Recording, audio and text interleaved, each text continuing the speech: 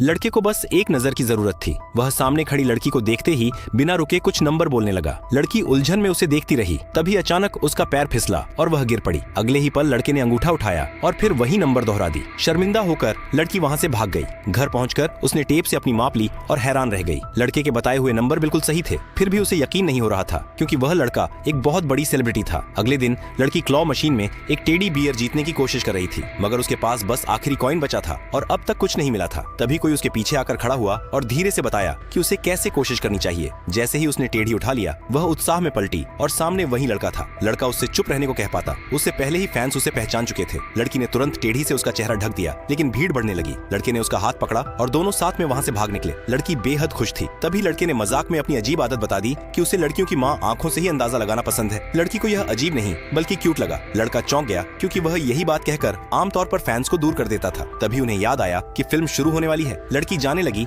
लेकिन दौड़ते वक्त उसकी हील टूट गई थी। लड़के को उसका लड़खड़ाना भी प्यारा लगा। लड़की अकेले फिल्म देखने गई और भावुक होकर रो पड़ी। उसे पता ही नहीं चला कि लड़का पूरी फिल्म उसके बगल में बैठा था। उसे रोते देख वह हंसा नहीं, बल्कि चुपचाप अपने नए जूते उसके पास रखकर उसके टूटे जूते लेकर चला गया। अगले दिन लड़की सोच ही रही थी कि जूते कैसे लौट आए। तभी क्लास में हलचल मच गई। सबकी नजरों के सामने लड़का अंदर आया। हाथ में ठीक किए हुए जूते लिए वो सीधा उसके पास गया और खुद उसके पैरों में जूते पहनाए।